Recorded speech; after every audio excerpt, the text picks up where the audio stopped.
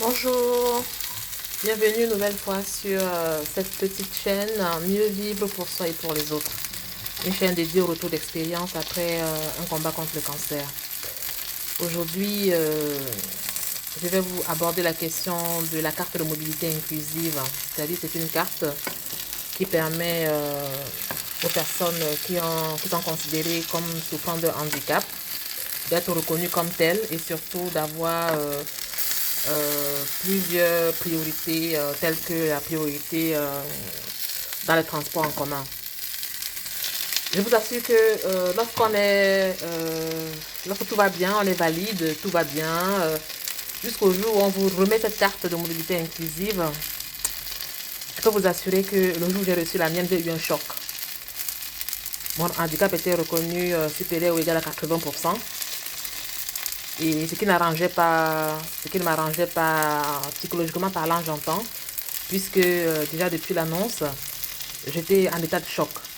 Et le fait d'avoir cette carte de mobilité inclusive qui était supposée m'aider, c'est-à-dire m'accompagner au quotidien, en me faisant bénéficier de divers avantages que la vie sociale peut offrir, cette carte m'a énormément fait du mal.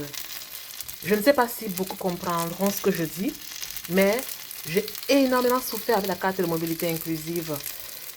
Chaque fois que je la présentais dans les transports en commun pour avoir la place pour m'asseoir, parce que j'étais fatiguée par les traitements et la maternité cumulée, et la plupart du temps, j'avais des réflexions du genre, Madame, vous n'avez pas l'air handicapé, vous, tout sur cette carte, pourquoi vous me demandez à moi et pas à quelqu'un d'autre mais Madame, je ne vois pas de handicap apparent, donc ne nous emmerdez pas avec... une autre fois, j'entends quelqu'un me dire, bah, ils viennent ici profiter des aides. Oh mon Dieu. Bref, la carte de mobilité inclusive a été extrêmement violente. Extrêmement violente. Je l'ai eu 2 ans. Et au bout de 2 ans, le renouvellement n'a pas été parce que voilà, je ne considérais plus avoir besoin de cette carte. Les médecins ont demandé de faire quand même la demande. Vraiment, j'ai beaucoup hésité. Et un peu tardivement, j'ai demandé la reconnaissance, la qualité de travailleur handicapé, c'est tout. Voilà. Donc, la carte de mobilité inclusive, sincèrement, elle m'a permis de voir la société différemment. D'un côté, nous avons la société qui est solidaire. Quand je parle de société, je parle de l'institution qui est solidaire, qui a mis en place des outils de solidarité forts. C'est-à-dire qu'une solidarité vraiment forte.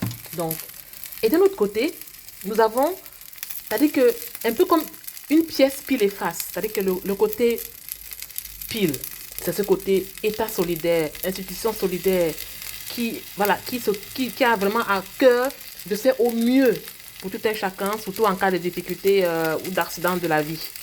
Et de l'autre côté, nous avons cette même société, mais qui cette fois n'est pas l'État, mais ce sont les individus. Même si on peut dire que les individus, la société en elle-même, c'est la somme des individus, mais nous avons quand même des individus qui se démarquent de cette société solidaire avec des comportements d'une extrême violence, des comportements qui poussent à se demander, mais est-ce que ces personnes savent que du jour au lendemain, leur vie peut basculer? C'est-à-dire le handicap n'est pas toujours de naissance, il n'est pas toujours congénital. Le handicap, parfois, vient des accidents de la vie. C'est-à-dire que du jour au lendemain, on est très bien, et le jour d'après, c'est terminé.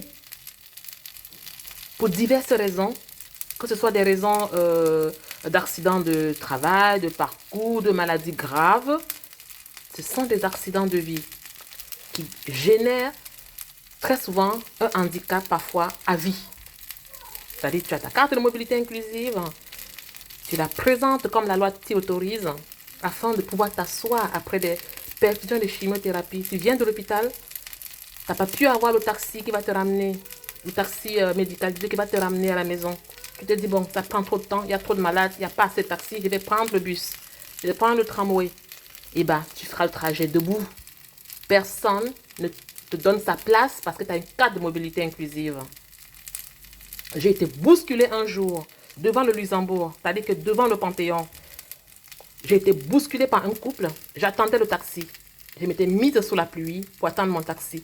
Quand le taxi est arrivé, le couple, une dame venant de l'Europe de l'Est et un monsieur, m'ont bousculé du taxi en disant qu'ils étaient avant moi. Quand je suis arrivée, je n'ai pas mémoire d'avoir vu quelqu'un attendre le taxi. Donc j'attendais et je pensais être celle qui prend le taxi.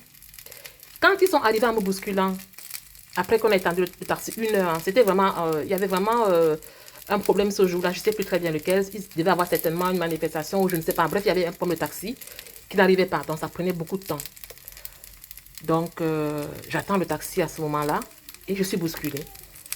J'ai dit au taxi, de toutes les façons, moi je n'ai pas eu connaissance qu'ils attendaient le taxi. Si j'avais su, je ne serais pas venue vers vous. Mais quoi qu'il en soit, dans la mesure où il y a cette dispute de qui était là avant qui, moi j'ai une priorité sur le couple. J'ai ma carte de mobilité inclusive. Oh mon Dieu! J'ai eu un déchaînement de violence verbale de la part du couple. C'est certainement une carte volée. D'où sort cette carte? Vous racontez n'importe quoi. Bref.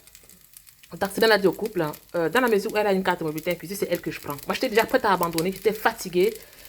Je sortais des soins, je sortais de cuisine qui n'était pas très loin de là. J'avais marché à pied jusque là parce qu'il n'y avait pas de bus, il n'y avait rien ce jour-là. Je ne sais pas ce qui se passait, il ne me rappelle plus très bien.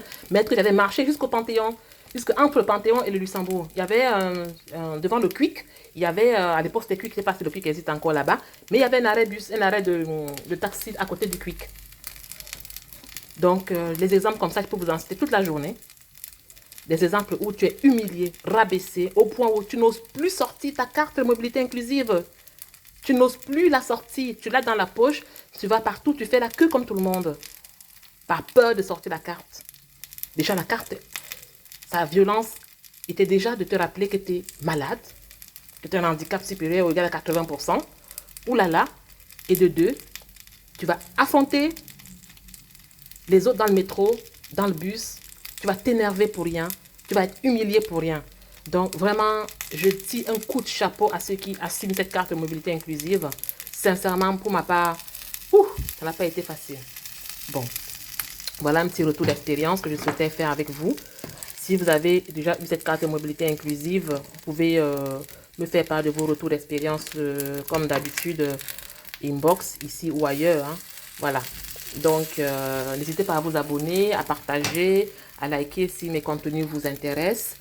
Voilà, voilà. Je souhaite à tout le monde une très, très, très, très belle journée. Et je rappelle à chacun de faire preuve de compassion. Il faut être compatissant dans la vie. Il faut vraiment que nous ayons la compassion comme une de nos natures, en fait. Ça ne doit pas être quelque chose qu'on travaille. C'est-à-dire que vraiment, on doit la voir. Ça doit être... Vraiment, ça doit être notre caractère. On doit être compatissant. Je ne sais pas comment le dire, en fait. Vraiment, soyons compatissants. Sur ce, ciao!